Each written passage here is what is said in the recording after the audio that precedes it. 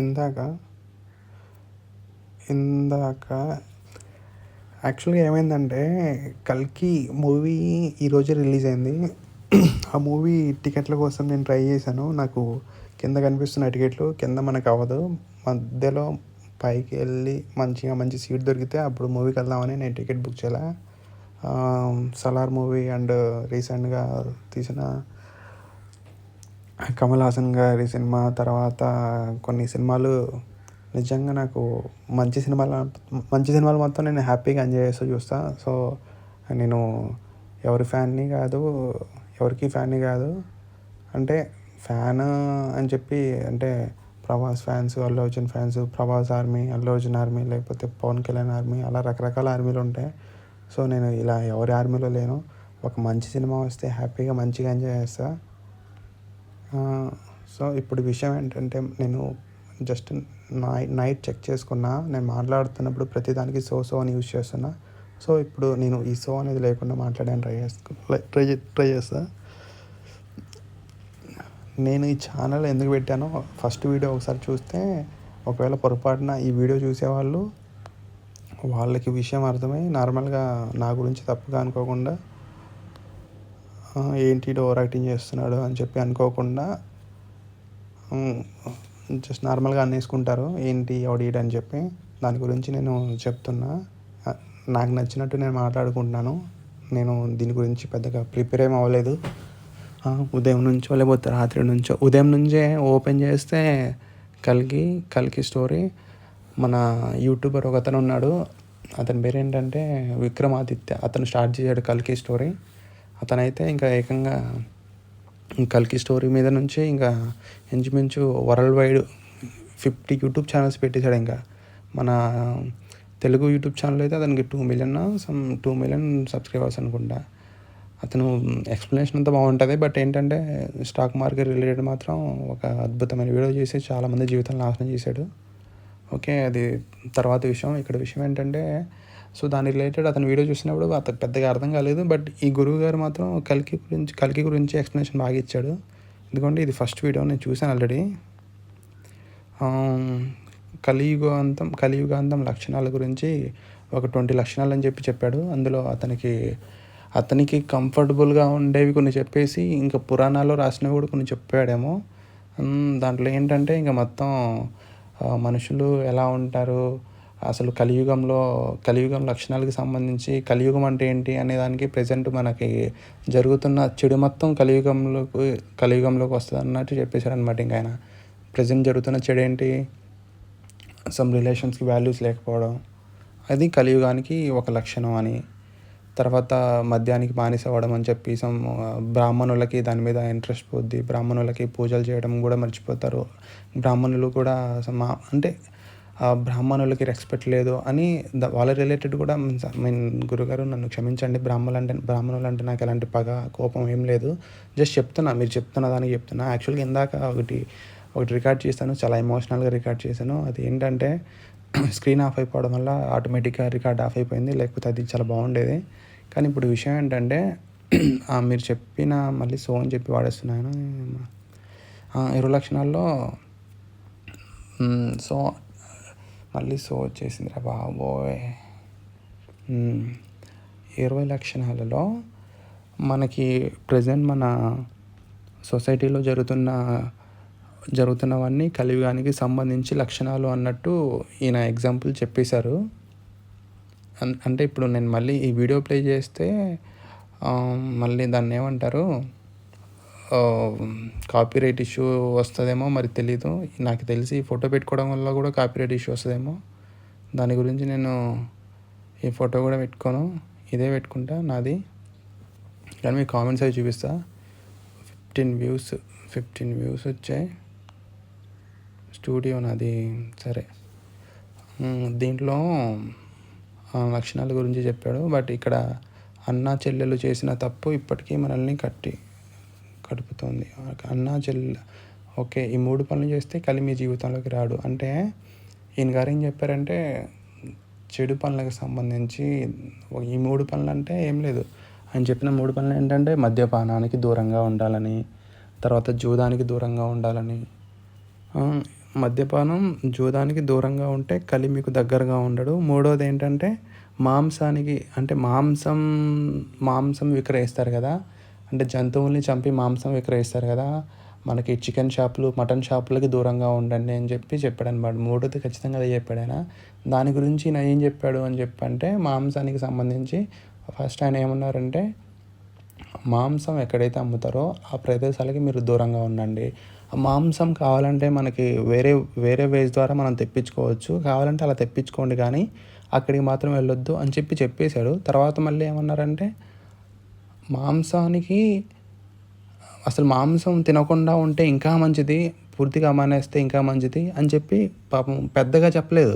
అంటే మళ్ళీ అంటే ఈయనకి సంబంధించిన సబ్స్క్రైబర్స్, ఈయనకి వచ్చే వ్యూస్ అన్నీ మాంసం తినేవాళ్ళు ఎక్కువ ఉంటారు కాబట్టి మళ్ళీ అసలు మాంసం తినొద్దు అంటే ఈయన వీడియో ఎవరు చూడరని చెప్పి మళ్ళీ తను ఏదో అంటారని చెప్పి ఆయన వాళ్ళని పెద్ద ఇబ్బంది పెట్టలేదు. పాపం చాలా తెలివిగా ఆ విషయంలో పెద్దగా గట్టిగా చెప్పకుండా సైలెంట్గా మంచిగా ఎవరిని నొప్పించకుండా తెలివిగా అక్కడ నుంచి ఎగ్జిట్ అయిపోయి సో ఈ వీడియో అయిపోయింది.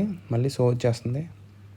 తర్వాత కల్కి అసలైన కథకు వస్తే ఇక్కడ ఏంటంటే నేను వీడియో ప్లే చేయనులే గురుగారు, నన్ను క్షమించండి. కల్కి అసలైన కథకు వస్తే ఏమైందంటే కామెంట్స్ ఏమున్నాయి ఇక్కడ, కామెంట్స్లో నేను పెట్టి ఆల్రెడీ కామెంట్ గురువుగారు అంటే ఇక్కడ కల్కి మనకి పుట్టినప్పుడే మనకి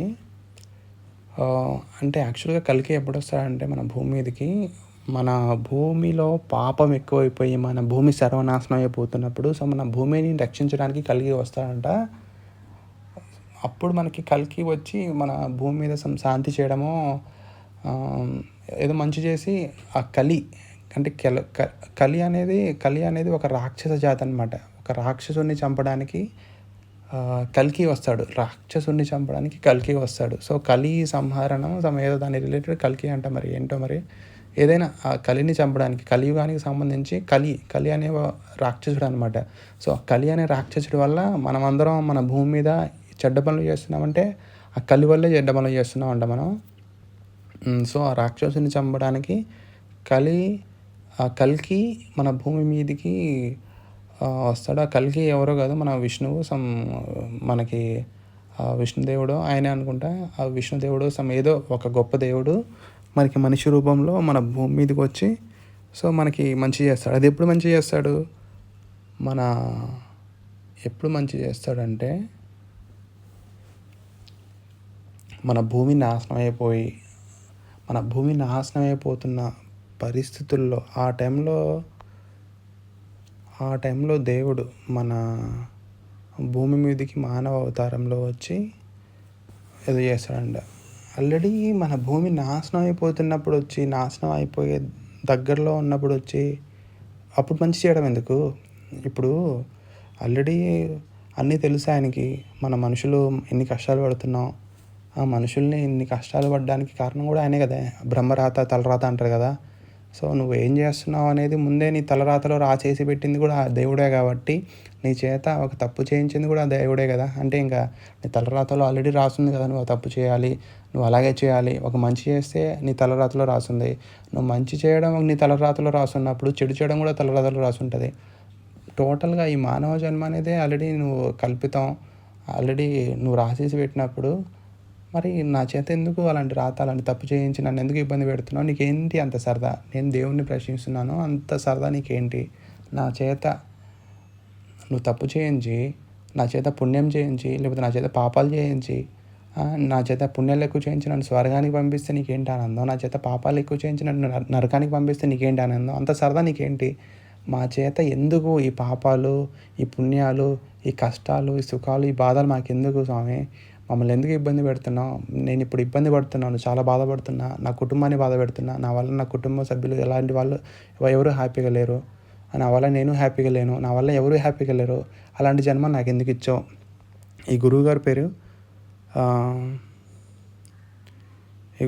ఏంటి, నందూరి శ్రీనివాస్ ఏదో. ఈ గురువుగారు వాళ్ళ కుటుంబానికి సంబంధించి ఆ గురువుగారు మంచి కుటుంబంలో పుట్టారో ఏదో నాకు తెలిసి మంచి కుటుంబంలో పుట్టారు. వాళ్ళ నాన్నగారు ఈ సనాతన ధర్మం గురించి ఆయనకి ముందే ఒక అవగాహన ఉండడం వల్ల ఈయనకు కూడా దాని రిలేటెడ్ మంచిగా ట్రైనింగ్ ఇవ్వడం, ఈయనని మంచిగా ఒక మంచి స్కూల్లో చదివించి, ఈయనకి సనాతన ధర్మం గురించి అన్ని తెలివితేటలు వచ్చేలా ఆయన్ని తయారు చేసి, ఈయన ఇంత అద్భుతంగా మాట్లాడుతున్నారంటే దానికి కారణం వాళ్ళ కుటుంబం అయి ఉండొచ్చు. లేకపోతే ఈ దేవుడు ఈయన రిలేటెడ్ ఈయనకి రాసిన ఆ తలరాత అయి ఉండొచ్చు.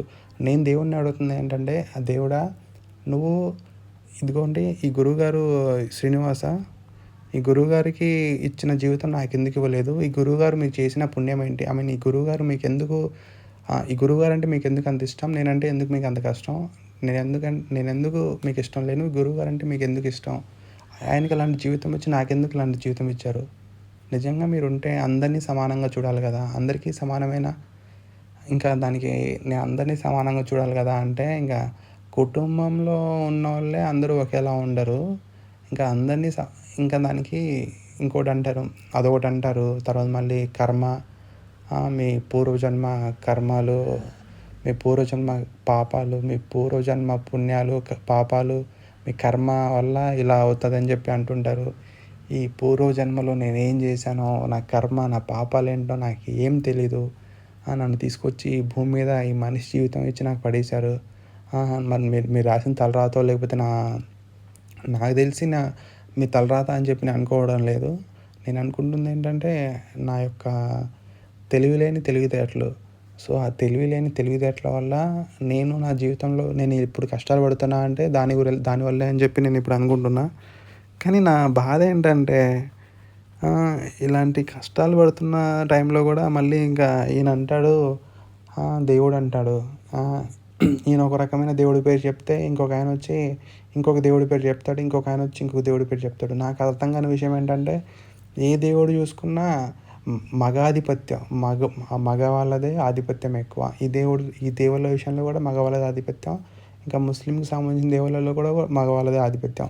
ఇంకా ముస్లిమ్స్ విషయానికి వస్తే, ముస్లిమ్స్ పాపం వాళ్ళ లేడీస్ బుర్కా వేసుకోవాలి. పాపం అని చెప్పి అనకూడదేమో, మళ్ళీ వాళ్ళకు కోపం వస్తుంది. ఎందుకంటున్నా అంటే, ఇప్పుడు చిన్నప్పటి నుంచి ఒక చిన్న పిల్లనో లేకపోతే చిన్నప్పటి నుంచి ఒక పర్సన్కి, ఒక లేడీ కోసం ఒక పర్సన్కి మనం ట్రైనింగ్ ఇస్తాం. సో, వాళ్ళ ఫ్యామిలీలో ఆ చిన్న పాపకి ట్రైనింగ్ ఇస్తున్నప్పుడు, నువ్వు ఆడపిల్లగా పుట్టావు, నీ యొక్క కర్తవ్యాలు నువ్వు ఇలా చేయాలి, అలా చేయాలని చెప్పి చిన్నప్పటి నుంచి ఆ చిన్న పాపకి అలా గైడ్ చేస్తే, పెద్దయిన తర్వాత కూడా ఆ పాప తన ఇష్టానుసారంగా తను అలాగే బ్రతుకుతుంది కదా! అంటే తనకు చిన్నప్పటి నుంచి ఏం చెప్తున్నారు? సో, నువ్వు అమ్మాయిగా పుట్టావు కాబట్టి నువ్వు ఖచ్చితంగా బుర్కా వేసుకోవాలి అని చెప్పి చిన్నప్పటి నుంచి నువ్వు బుర్కా వేసుకుంటేనే నీకు మన యొక్క మతంలోనో మన యొక్క సమాజంలో నీకు గౌరవం ఉంటుంది అని చెప్పి చిన్నప్పటి నుంచి ఆ చిన్న పాపకి అలా చెప్పి పెంచడం వల్ల పెద్దయిన తర్వాత కూడా నేను ఇలాగే ఉండాలి, నేను ఇలాగే ఉంటాను అని చెప్పి తన ఇష్టానుసారంగా ఆటోమేటిక్గా బుర్కా వేసుకొని తన లైఫ్ని లీడ్ చేస్తూ ఉంటుంది తన ఇష్టానుసారంగా. అంటే చెప్తుంటారు ముస్లిమ్స్ ఆడవాళ్ళు, నువ్వు చెప్తున్నావు బుర్కా గురించి వాళ్ళని ఇబ్బంది పడుతుందని చెప్పి నువ్వు చెప్తున్నావు, కానీ వాళ్ళు ఇష్టానుసారంగా బుర్కా వేసుకుంటున్నారు అని చెప్పి కొంతమంది అంటుంటారు కదా. దాని గురించి చెప్తా ఉన్నా. చిన్నప్పటి నుంచి నువ్వు అలా గైడ్ చేస్తే ఆటోమేటిక్గా పెద్దయిన తర్వాత కూడా వాళ్ళు అలాగే ఉంటారు. అలా అంటే ఇప్పుడు ముస్లిం సమాజంలో ఉన్న వాళ్ళేమో బుర్కా వేసుకొని ఎందుకు బుర్కా వేసుకుంటారు? బుర్కా వేసుకోకపోతే మగవాళ్ళు కొంచెం దురుద్దేశంతో చూస్తారు, దానివల్ల అది మంచిది కాదు. దురుద్దేశం చూడకుండా ఉండడానికి నువ్వు బుర్కా వేసుకోవాలి. లేకపోతే ఆ బుర్కా కూడా ఎవరి దగ్గర?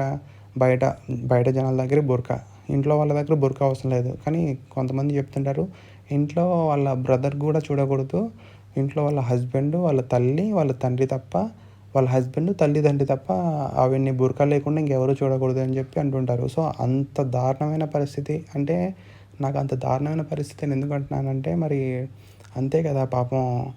అంతలా బుర్కాలో అంటే పాపం తన శరీరానికి సంబంధించి తన అవయవాల్ని కాపాడుకోవడానికి, తన అవయవాలు ఎవరికీ కనబడకుండా ఉండడానికి బుర్కాతో కప్పుకోవాల్సినంత పరిస్థితి ఆవిడకి ఎందుకు? ఇప్పుడు మగ వ్యక్తి ఉన్నాడు. ఆ మగ వ్యక్తి ఇప్పుడు ఒక మగాడు బుర్కా లేకుండా తనకి నచ్చినట్టు తను నచ్చిన బట్టలు వేసుకుని తను తిరగవచ్చు. కానీ ఒక ఆడపిల్లకి, ఒక అమ్మాయిగా పుట్టినందుకు ఆ అమ్మాయికి ఆ స్వేచ్ఛ లేదు. తనకు నచ్చినట్టు తనకి నచ్చిన బట్టలు వేసుకొని తనకు నచ్చిన ప్లేస్లో తనకు తిరిగే స్వేచ్ఛ తనకు లేకుండా ప్రెజెంట్ మన సొసైటీలో ముస్లిం ఫ్యామిలీస్లో అలా జరుగుతుంది కదా. సో, దాని గురించి అడుగుతూ ఉన్నాను నేను. కానీ పాపం చిన్నప్పటి నుంచి వాళ్ళని అలా తయారు చేసినప్పటికి కొంతమంది పెద్దయిన తర్వాత వాళ్ళ కాలేజీలో ఫ్రెండ్స్‌ని చూసో లేకపోతే ఆహ్, ఇంటర్నెట్‌లో ఇంటర్నెట్‌లో దానికి సంబంధించి ఫారినర్స్ ఉంటారు. ఇంగ్లీష్ వాళ్ళు ఫారినర్స్ అంటే నార్మల్‌గా. సో, ఆ ఫారినర్స్ ఆళ్ళ లైఫ్‌ని ఎంత హ్యాపీగా ఎంజాయ్ చేస్తున్నారో అవన్నీ చూసో మరి ఎలాగో వాళ్ళకి చిన్నప్పటి నుంచి అలా గైడ్ చేసినప్పటికీ కొంతమంది లేదు నాకు ఆ లైఫ్ ఇష్టం లేదు. నాకు నచ్చినట్టు నేను ఉంటాను అని చెప్పి ప్రెజెంట్ చాలామంది ఆడవాళ్ళు బుర్కా లేకుండానే ముస్లిమ్స్ వాళ్ళు కూడా హ్యాపీగా మన సొసైటీలో ఉంటున్నారు. ఇప్పుడు బురకా లేకుండా ఉంటే రేపులు ఎక్కువైపోతాయి, మానభంగాలు అత్యాచారాలు ఎక్కువైపోతాయని చెప్పి అంటుంటారు కదా! నార్మల్‌గా దానికి సంబంధించిన వ్యక్తులు అంటారు. ఇప్పుడు మన ఫారిన్ కంట్రీస్‌తో పోలిస్తే మన ఇండియాలోనే అత్యాచారాలు ఎక్కువ. అక్కడ అత్యాచారాలు ఎక్కువ అవ్వవు మన కంట్రీతో పోలిస్తే అని చెప్పి నేను అనుకుంటున్నా. మరి అక్కడ ఎంత లెవెల్‌లో అవుతదో ఏమో నాకు తెలీదు. కానీ నాకు తెలిసి అదే నిజం. ఎందుకంటే కంపేర్ టు ఫారిన్ కంట్రీ మన ఇండియా అబౌట్ సెక్స్ ఎడ్యుకేషన్ వాళ్ళకి నాలెడ్జ్ ఎక్కువ. మనకి నాలెడ్జ్ తక్కువ. దాని గురించి మనకి నాలెడ్జ్ లేదు కాబట్టి అసలు అక్కడ ఏముంటది ఏంటో లేకపోతే మనం ఏమైనా దానికి సంబంధించి చూడగానే మనం వెంటనే మన ఇండియాలో ఉన్న పీపుల్ త్వరగా అట్రాక్ట్ అయిపోయి రేప్ చేసేస్తారేమో మరి తెలీదు గానీ అంటే అలాంటి సిచ్యువేషన్ ఉన్నప్పుడు దాని రిలేటెడ్ జనాలకి నువ్వు నాలెడ్జ్ ఇవ్వాలి గానీ ఇలా చేయకూడదు కదా! ఇప్పుడు దాని గురించి నేను ఎవరిని తప్పు పడుతున్నానంటే ఇక్కడ యాక్చువల్‌గా ఫైనల్‌గా దేవుడినే తప్పు పడుతున్నా. అంటే ఈ బుర్కా ఏసుకోమని చెప్పింది దేవుడే కదా! దాని గురించి ఇప్పుడు ప్రెజెంట్ ముస్లిమ్స్ గురించి ఎందుకు మాట్లాడుతున్నాం అంటే ప్రెజెంట్ మగాధిపత్యం రిలేటెడ్. సో, వాళ్ళు ఫస్ట్‌లో ఉన్నారు కాబట్టి, టాప్‌లో అంటే ఏం లేదు. ఒక రకంగా ఉన్నారు కదా! దాని గురించి అంటే వాళ్ళు కూడా లేడీస్‌కి చాలా వాల్యూ ఇస్తారు నాకు తెలుసు. ఆ! కానీ ఇలా ఇబ్బంది పెడుతున్నారు అని నేను అనుకుంటున్నాను కాబట్టి, సో, దానికి సంబంధించి ఆ దేవుడు ఎందుకు ఇలా ఇలా ఇలా ఎందుకు మగాధిపత్యం ఎందుకు అని చెప్పి నా ఉద్దేశం. మళ్ళీ ఇక్కడేంటంటే, ఇప్పుడు పాపం ఈ విష్ణువు కిందికి వస్తాడనమాట. భూమి మీదకి వస్తున్నప్పుడు ఇలా నేను కిందికెళ్ళి భూమి మీద కష్టాలన్నీ వస్తున్నాయి. ఆ కష్టాలన్నీ నేను తీర్చి మళ్ళీ మామూలుగా మంచి చేస్తాను అని చెప్పి వెళ్తున్నప్పుడు ఈయన దగ్గరికి పాపం లక్ష్మీదేవి వచ్చి అడుగుతదనమాట. మరి ప్రభు నేను మిమ్మల్ని ఎలా గుర్తుపట్టాలి? మరి నా పరిస్థితి ఏంటి? మీరేమో కిందకెళ్ళిపోతే నేను ఎలాగా అని చెప్పి అంటే దాన్నేమంటారు? అంటే ఇంకా ఇంకా పతియే ప్రత్యక్ష దైవంలాగా ఇంకా ప్రతిరోజు పతి పూజ పతి పూజ ఏదో అంటారు కదా! అలాగా లక్ష్మీదేవో ఇప్పుడు ఈ కల్కి భగవానుడికి పెళ్ళాం అయినటువంటి కల్కి భగవానుడు అంటే విష్ణువే కదా కల్కి భగవానుడిగా పుట్టేది. సో, విష్ణువు భార్య ఎవరో నాకు తెలీదు. లక్ష్మీదేవి అనుకుంటున్నాను. సో, ఆ లక్ష్మీదేవి ఆయన దగ్గరికెళ్ళి ఆయన అడిగితే పాపం ఆయన అంటే ఈవిడెళ్ళి ఆయన్ని అడగాలి. అంటే అక్కడ ఏంటి? ఇక్కడ మళ్ళీ క్లియర్‌గా తెలిసిపోతుంది. అక్కడ కూడా మగాధిపత్యమే అని. ఈవిడెళ్ళి ఆయన అడిగితే ఆయన మళ్ళీ ఈవిడికి చెప్తాడనమాట. నువ్వు అంటే మళ్ళీ ఈవిడ కష్టం. అంటే మళ్ళీ ఈవిడ భూమి మీద మళ్ళీ ఆయన్ని అందుకోవాలంటే మళ్ళీ ఆవిడకి కష్టం. ఎవరికి? ఆ లక్ష్మీదేవికి మళ్ళీ ఆవిడ కొన్ని పరీక్షలుంటాయి. ఆవిడ కొన్ని కష్టాలు పడాలి. అన్ని కష్టాలు పడిన తర్వాత అప్పుడు ఆయన విష్ణువో లేకపోతే ఆ కల్కి భగవానుడు ఆ లక్ష్మీదేవిని కలుసుకుంటాడనమాట భూమి మీద. అది కూడా ఆయన ప్లానింగే. ప్లానింగ్ అంతా అక్కడ కూడా మగవాళ్ళదే ప్లానింగు. సో, హిందూ దేవుళ్ళలో కూడా మగవాళ్ళదే ఆధిపత్యం. ఇక్కడ మన ముస్లిం దేవుళ్ళలో కూడా మగవాళ్ళదే ఆధిపత్యం. నేను క్రిస్టియనే కాదు. మళ్ళీ క్రిస్టియన్స్‌ని ఏమనలేదని చెప్పి మళ్ళీ నన్ను క్రిస్టియన్ అనుకుంటారేమో. నేను క్రిస్టియన్‌ని కాదు, ఇంకా ముస్లింని కాదు, హిందువుని కాదు అని చెప్పి చెప్తున్నాను. బట్ నేను ఈ మూడిట్లో ఒకటున్నాను. క్రిస్టియన్ అయితే కాదు. నేను మూడిట్లో ఒకటైతే కన్ఫామ్‌గా ఉన్నాను. సో, దాని గురించి మళ్ళీ నన్ను మతానికి సంబంధించి నీకు ఆ మత పిచ్చి, నువ్వు ఆ మతానికి సంబంధించినవాడివి అందుకే నువ్వు ఇలా మాట్లాడుతున్నావు అని చెప్పి అనుకో. క్రిస్టియన్‌కి సంబంధించి అసలు నేను పట్టించుకోను. ఎందుకంటే నాకు దాని రిలేటెడ్ అసలు 1% కూడా ఇంట్రెస్ట్ లేదు. ఇంకా మన ఇండియాలో అందరూ హిందూస్ ఉంటారు. లేకపోతే కొంతమంది ముస్లిమ్స్ ఎక్కువ ఉంటారు. ఈ క్రిస్టియన్స్ అంటే నాకు అందరూ ఫారినర్సే ఎక్కువ ఉంటారు. కానీ అసలు ఈ క్రిస్టియన్స్ మన ఇండియాలోకి ఎలా వచ్చారో నాకు అర్థం కావట్లేదు ఇప్పటికి. ముస్లిమ్స్ అంటే అంతకుముందు కొంతమంది రాజులున్నారు. ముస్లిమ్స్‌కి సంబంధించిన రాజులున్నారు. ఆ రాజులకు సంబంధించిన కుటుంబాల్లో కొంతమంది ముస్లిమ్స్ ఇక్కడే ఉండిపోయి ఉన్నారేమో. దానివల్ల ముస్లిమ్స్ కుటుంబాలు కొన్ని మన ఇండియాలో అప్పటినుంచి ఉన్నాయి కాబట్టి ముస్లిమ్స్ ఇక్కడికి వచ్చి ఉన్నారని చెప్పి మనం అనుకోవచ్చు. కానీ ఈ క్రిస్టియన్స్ మన ఇండియాలోకి ఎలా వచ్చారో నాకు అర్థం కావట్లేదు. కానీ ఇక్కడ క్లియర్గా తెలిసిపోతుంది ఏంటంటే మన ఇండియాలో ఉన్న క్రిస్టియన్స్ అందరూ కన్వర్టెడే. అంతే కదా, కన్వర్టెడ్ కాకపోతే ఇంకేంటి. ఇక్కడ క్రిస్టియన్కి సంబంధించి ఎలాంటి వ్యక్తులు ఏం లేరు. ఉంటే హిందువులు ఉంటారు, ముస్లిమ్స్ ఉంటారు. ఈ క్రిస్టియన్స్ ఎలాగా? క్రిస్టియన్స్ అంటే మొత్తం మన ఫారిన్ కంట్రీస్లో ఉంటారు. ఫారిన్ కంట్రీస్లో ఉన్న క్రిస్టియన్స్ ఇక్కడ క్రిస్టియన్స్ ఎలా అయ్యారు? సో ఫైనల్గా వాళ్ళు కూడా తెలివిగా అర్థం చేసుకోవాల్సిందే, లేకపోతే తెలివిగా యాక్సెప్ట్ చేయాల్సింది ఏంటంటే క్రిస్టియన్స్ కన్వర్టెడ్ అని చెప్పి. సో ఏదో ఒకటి వాళ్ళ దేవుడి మీద భక్తితో కన్వర్ట్ అయ్యారు. దాన్ని మనం తప్పుగా అనుకోకూడదు. నేను ఎవరిని తప్పుగా అనుకోవట్లేదు. నేను తప్పుగా అనుకుంటుంది ఆ దేవుడిని ఒక్కనే. నిజంగా ఆ దేవుడు అనేవాడు ఉంటే ఇంకా ఆల్రెడీ ఈ గురువుగారు ఫోటో పెట్టేసాను, మళ్ళీ తప్పుగా అనుకుంటారేమో. నేను తప్పుగా అనుకుంటుంది కనిపించని మనతో ఆటలు ఆడుకుంటున్న ఆ దేవుడినే. ఆ దేవుడికి ఎందుకు అంత సరదా? మనిషి జీవితం ఇచ్చి నువ్వు పుణ్యం చేయి, నువ్వు పాపం చేయి, నువ్వు పుణ్యం చేస్తే నీకు స్వర్గం ఇస్తాను, పాపం చేస్తే నరకం ఇస్తాను. ముస్లిం సమాజంలో అంతే.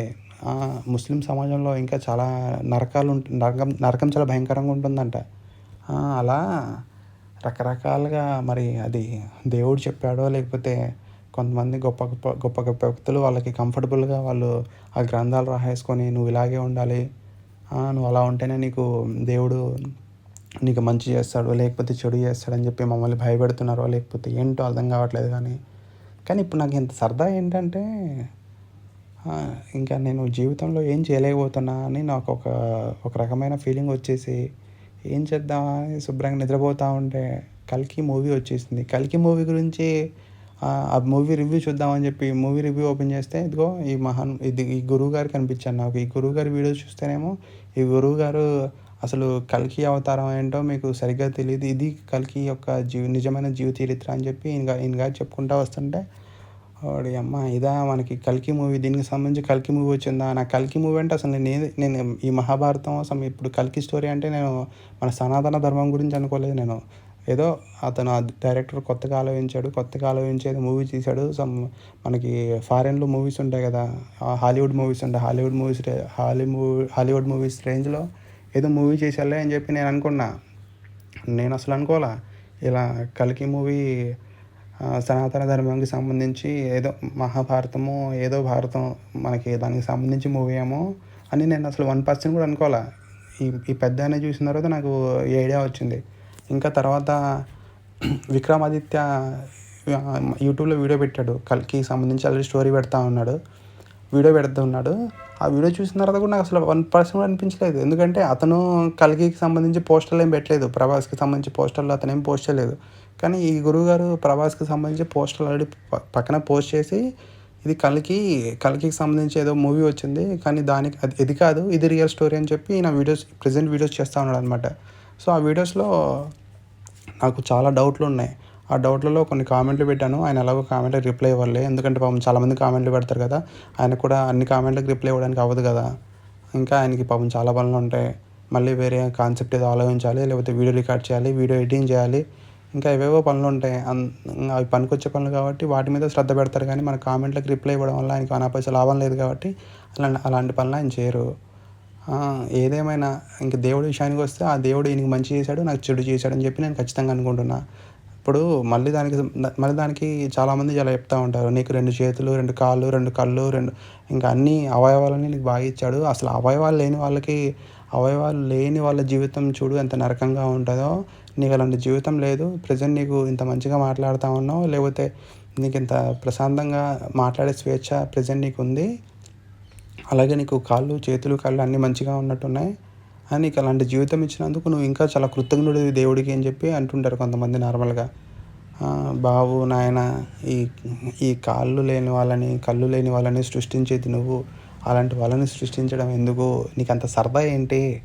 అలాంటి వాళ్ళని ఎందుకు సృష్టిస్తావు? వాళ్ళకి ఎందుకు కష్టం పెడతావు? నువ్వు నిజంగా దేవుడు, నువ్వు నిజంగా గొప్పవాడు అయితే ఎందుకు అలా జనాలతో ఆడుకుంటావు? అలా జనాలు కష్టాలు ఎందుకు ఇస్తున్నావు? ఏం పెద్ద మనిషివయ్యా నువ్వు, అన్ని చెప్తావు అన్నావు, మరి ఏదో అంటుంటావు. అంత ఒక్కసారి ఇప్పుడు మనకి సినిమాలు చూస్తున్నప్పుడు జనాల్ని ఇబ్బంది పెడతాం, ఒక చిన్న అబద్ధం చెప్పో, లేకపోతే ఇప్పుడు మనం ఒక పర్సన్ అనుకో, ఇప్పుడు మీ మీ ఇంట్లో లేకపోతే నీకు ఒక స్నేహితుడిని తీసుకో. ఒక స్నేహితుడు నిన్ను నమ్మక ద్రోహం చేశాడురా అని చెప్పి మనం బాధపడతాం కదా! నమ్మక ద్రోహం అంటే నీకేదో అబద్ధం చెప్పడమో, లేకపోతే నిన్ను అబద్ధం చెప్పి మోసం చేయడమో, లేకపోతే నీ దగ్గర డబ్బులు తీసుకొని మోసం చేయడమో మన స్నేహితుడు చేసినప్పుడు మనం ఏమనుకుంటాం? ఈడు నన్ను నమ్మక ద్రోహం చేశాడు, ఈడు నన్ను మోసం చేశాడని చెప్పి మనం అతని మీద పగబెట్టుకోవడమో, లేకపోతే అతని వల్ల మనం చాలా బాధపడడం అనేది జరుగుతుంది కదా! సో, అతను చేసింది దానికే మనం అంత బాధపడుతుంటే, మనకి దేవుడు కాళ్ళు, చేతులు ఇవ్వలేదు కొంతమందికి. కళ్ళు ఇవ్వలేదు. దాని గురించి ఆ దేవుడి మీద మనం ఎంత బాధపడాలి? ఆ దేవుడిని మనం ఎన్ని రకాలుగా మనం అనుకోవాలి? అతను జస్ట్ మన దగ్గర కొన్ని డబ్బులు తీసుకోవడం వల్లే మనం అతన్ని అంతలా అతని వల్ల మనం బాధపడతా ఉంటే, కొంతమందికి కాళ్ళు లేవు, చేతులు లేవు. ఇప్పుడు నేను బాధపడుతున్నాను. ఏది? వాళ్ళకి కాళ్ళు లేవు, చేతులు లేవు అని కాదు. నా జీవితంలో వచ్చిన బాధల వల్ల, నేను నా కుటుంబాన్ని సరిగ్గా చూసుకోలేకపోతుండడం వల్ల, నా వల్ల నా కుటుంబం బాధపడుతుండడం వల్ల, అలాంటి జీవితం నాకు ఇవ్వడం వల్ల నేను బాధపడుతున్నా. సో, అన్ని రకాలుగా మమ్మల్ని బాధ పెడుతున్న దేవుడిని మనం ఏమనుకోవాలి? పెద్ద మనిషి చెప్పండి అని చెప్పి నేను బాధపడతా ఉన్నా. ఇన్ని గొప్ప మాటలు చెప్తున్నారు కదా! ఆల్రెడీ యూట్యూబ్‌లో కొన్ని లక్షలు మీరు సంపాదిస్తున్నారు ఇలాంటి మాటలు చెప్పి. అలాంటి మాటలు చెప్పి జనాల్ని ఏదో మాయలోనో ఏదో భ్రమలోనో పెట్టేసి మీ వీడియోస్ మొత్తం వాళ్ళు హ్యాపీగా చూసేలా మిమ్మల్ని మీరు రాబట్టుకొని దానివల్ల యూట్యూబ్‌లో శుభ్రంగా డబ్బులు సంపాదించేస్తున్నారు కదా! అలాంటి జీవితం మాకెందుకు ఈ దేవుడు ఇవ్వలేదు? దానివల్ల అలాంటి జీవితం ఇవ్వడానికి ఏం చేయాలో చెప్తే మేము చేస్తాం కదా! అలా ఎందుకు మమ్మల్ని చేశాడు అని చెప్పి ఇంకొక రకమైన బాధ. ఇవన్నీ ఒక పిచ్చోడు మాట్లాడిన మాటల్లా మీకు అనిపించవచ్చు. కానీ మీరు కూడా ఈజీగా అనేస్తారు. వాడికి ఏదో పిచ్చి పట్టి మాట్లాడుతున్నాడు అని చెప్పి ఒక మాట అలా వదిలేస్తే మీకు సంబంధించి మిమ్మల్ని ఫాలో అయ్యే ఫాలోవర్స్ అందరూ నిజమే అనుకొని అలా వదిలేస్తారు. కానీ నాలాంటి వాళ్ళు ఎంతమంది సఫర్ అవుతున్నారో ఒకసారి నార్మల్గా మీరు ఒకసారి తెలుసుకుందామని ట్రై చేస్తే మీకు తెలుస్తుంది ఎంతమంది ఎన్ని రకాలుగా బాధలు పడుతున్నారో. ఇక్కడ మన ఈ భూమి మీద డబ్బున్నోడు ఇంకా డబ్బున్నోడుగా అయిపోతూ, పేదవాడు ఇంకా పేదవాడిగా అయిపోతూ, ఇంకా మన డబ్బున్నోళ్ళ దగ్గర ఉన్న డబ్బుని సగం డబ్బులు పనిచేసిన పేదవాళ్ళందరూ వాళ్ళ జీవితాల్లో ఉన్న డబ్బు విషయంలో వాళ్ళు పడుతున్న కష్టాలన్నీ చాలా వరకు సాల్వ్ అయిపోయి వాళ్ళ పనులు వాళ్ళు చేసుకుంటా సుఖంగా ఉంటారు. ఇప్పుడు నాకు ఒక అప్పు ఉందండి. ఆ అప్పు ఒక డబ్బున్నోడు అప్పు తీర్చడం వల్ల నేను ఎలా ఫీల్ అవుతాను? అమ్మ బాబు చాలరా బాబు, నా అప్పు తీరిపోయింది, నేను కొంచెం ప్రశాంతంగా మళ్ళీ ఇంకోసారి అలాంటి తప్పు చేసుకోకుండా హ్యాపీగా నేను మళ్ళీ నా ఉద్యోగం చేసుకుంటా, లేకపోతే ఏదో పని చేసుకుంటా బ్రతుకుతానురా అని చెప్పి నేను అనుకొని హ్యాపీగా బ్రతికేస్తాను మళ్ళీ ఆ పని చేసుకుంటా. అలాగే డబ్బున్న వాళ్ళ దగ్గర సగం డబ్బైనా నాలాంటి పేదవాళ్ళకో, నాలాంటి కష్టాల్లో ఉన్న వాళ్ళకి సహాయం చేస్తే వాళ్ళ కష్టాల నుంచి బయటకు వచ్చి వాళ్ళు వాళ్ళు బద్ధకస్తులు అయిపోవడమో, లేకపోతే ఇంకా డబ్బున్నోళ్ళు అయిపోయి వాళ్ళు పని చేయకపోతే ఇంకా పనోళ్ళు ఉండరు అని చెప్పి మళ్ళీ మీరు అనుకోవద్దు. వాళ్ళకున్న ఆ డబ్బు కష్టాల నుంచి బయటకు వచ్చి వాళ్ళ జీవితాన్ని వాళ్ళు చేస్తున్న పనులు ఆపకుండా ఆ పనులు చేసుకుంటూ హ్యాపీగా బ్రతికేస్తారు. అలాంటి సిచ్యువేషన్ ప్రెజెంట్ డబ్బున్నోళ్ళు చేస్తే వీళ్ళ సిచ్యువేషన్ అలా ఉంటుంది. కానీ అలా ఎవ్వరూ చేయరు. ఇప్పుడు కొంతమంది కోటీశ్వరులు వాళ్ళు కొన్ని వందల సంవత్సరాలు కూర్చొని తిన్నా వాళ్ళ డబ్బులు తరగవు. ఇంకా కొన్ని వందల సంవత్సరాలకి ఆ డబ్బులు అలా సరిపోయేంత డబ్బులు వాళ్ళు సంపాదించేసి పెట్టేసుకున్నారు. ఎందుకు అంతా? వాళ్ళు కూడా దేవుణ్ణి పూజిస్తున్నారు, వాళ్ళు కూడా దేవుణ్ణి ప్రార్థిస్తున్నారు. అలాంటి వాళ్ళకి దేవుడు ఏం చేస్తాడు? అలాంటి వాళ్ళు చెప్తేనే ఇంకా దేవుడు అలాంటి వాళ్ళకి కూడా ఎందుకు మంచి చేస్తున్నాడు, అలాంటి వాళ్ళకి ఇంకా ఎందుకు దేవుడు సపోర్ట్ చేస్తున్నాడు అనేది నా కాన్సెప్ట్. కొన్ని సంవత్సరాలు బతికేస్తున్నారు వాళ్ళు. ఇంకా సనాతన ధర్మం గురించి గొప్పగా మాట్లాడే మన ప్రైమ్ మినిస్టర్ నరేంద్ర మోదీ గారు, దానికి సంబంధించిన వ్యక్తులు, మన ఇండియన్ గవర్నమెంట్లోనే గొప్ప వ్యక్తులందరూ సనాతన ధర్మం రిలేటెడ్ అంటే దేవుడికి సంబంధించిన వ్యక్తులకి చెప్తున్నారు. సనాతన ధర్మం అంటే దేవునికి సంబంధించింది కదా. సో ఆ దేవునికి సంబంధించిన వ్యక్తులలో గొప్ప వ్యక్తులు కూడా ఉన్నారు కదా. మరి వాళ్ళకి తెలీదా ఇంతమంది సూసైడ్ చేసి డబ్బుల ప్రాబ్లం వల్ల సూసైడ్ చేసుకుని చచ్చిపోతున్నారు అని చెప్పి వాళ్ళకి తెలీదా? ఇప్పుడు వాడు డబ్బులు లేక అప్పులు అయిపోయి సూసైడ్ చేసుకుని చచ్చిపోతున్నాడంటే, ఇప్పుడు డబ్బున్నోడు వచ్చి వాడికి సహాయం చేస్తే వాడు గొప్పోడు అయిపోతాడా? లేకపోతే వాడు ఉద్యోగం మానేసి ఉద్యోగం మానేసి వాడు బద్ధకించేసి ఇంట్లో కూర్చుంటాడా? కాదు కదా! వాడి కష్టం తీరిందిరా బాబు! నన్ను దేవుడు కాపాడాడు. నన్ను దేవుడు కాపాడాడు అంటే ఎవడైతే ఇతన్ని కాపాడతాడో అతను దేవుడిగా ఫీల్ అవుతాడు.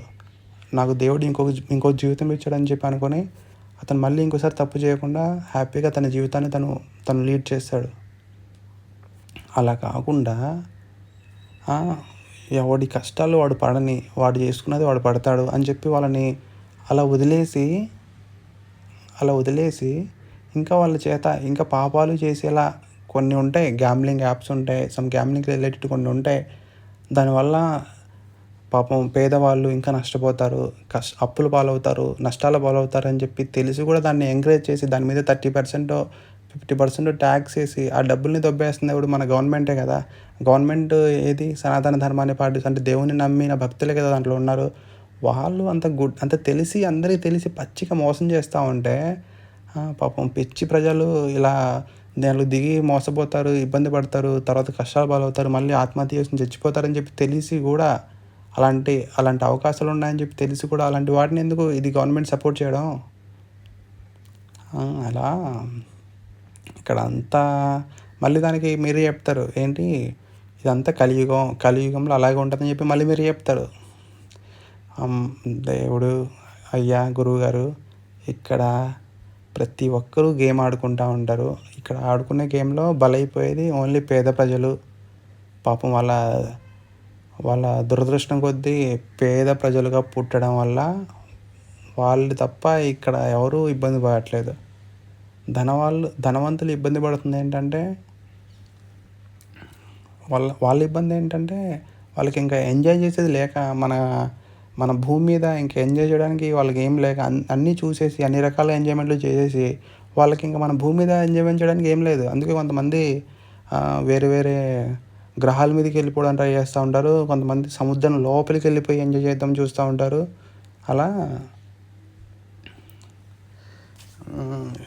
మరి ఇవన్నీ ఆ దేవుడు ఎప్పుడు చూస్తాడంటే మొత్తం భూమి అంతరించిపోయే దశకు వచ్చినప్పుడు అప్పుడు చూసి అప్పుడు కిందికి వచ్చి అప్పుడు ఏదో చేస్తాడంట ఆ దేవుడు. అప్పుడు చేసిన తర్వాత అప్పటి వరకు ఏంటో అప్పటి వరకు మేము పడిన కష్టాలు మా యొక్క బతుకులు ఏంటో ఇంకా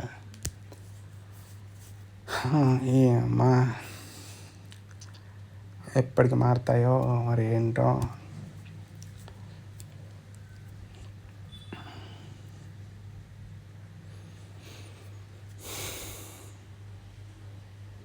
యాక్చువల్గా ఇప్పుడు అవన్నీ ఎందుకు చెప్తున్నా అంటే నేను ఏం లేదు ఇదంతా అంటే నాకు జ్ఞానం లేకపోవడం వల్ల అని చెప్పి మీకు అనిపిస్తుండొచ్చు. బట్ నాకు కూడా అనిపిస్తుంది నాకు జ్ఞానం లేదని. కానీ జ్ఞానం లేదు అని చెప్పి ఒక వైపు నుంచి అనిపిస్తున్నప్పటికీ నేను ఆలోచిస్తుంది నిజమే కదా అని చెప్పి ఇంకో వైపు నుంచి కూడా అనిపిస్తుంది. నాకు తెలుసు ఈ వీడియోకి కనీసం 100 వ్యూస్ కూడా రావు. ఎందుకంటే వ్యూస్ రావడానికి మనం వేరే వాళ్ళకి షేర్ చేయాలి, లేకపోతే మనకంత సబ్స్క్రైబర్స్ ఉండాలి, మన దగ్గర విషయం ఉండాలి, లేకపోతే ఏదో మన వీడియోలో కంటెంట్ ఉండాలి. అన్నీ ఉంటే కానీ వీడియోకి వ్యూస్ రావు. ఈ యూట్యూబ్ అనే కంపెనీ ఆ యూట్యూబ్ యాప్ మన వీడియోకి అంత విషయం అంత ప్రమోట్ చేయదు. అంత ప్రమోట్ చేయాలంటే ఫస్ట్ మనం చాలామందికి షేర్ చేయాలి, లేదా చాలామంది షేర్ చేస్తూ ఉండాలి, కామెంట్లు పెట్టాలి, ఆల్రెడీ వ్యూస్ రావాలి. అలా దీనికి రాదు కాబట్టి ఏదో చెప్పాను కదా, మీలో ఒకడు ఒక పిచ్చివాడి పిచ్చి ప్రయత్నం లేదా మీలో ఒకరిలో ఈ ఛానల్ పేరేంటి, one normal human like you, ఒక సాధారణ యువకుడి పిచ్చి ప్రయత్నం. నిజంగా ఒక పిచ్చి ప్రయత్నమే అది. పిచ్చి ప్రయత్నం అంటే ఏం లేదు, నిజంగా పిచ్చి ప్రయత్నమే అది. ఎప్పుడు సక్సెస్ అవ్వదు. బాయ్.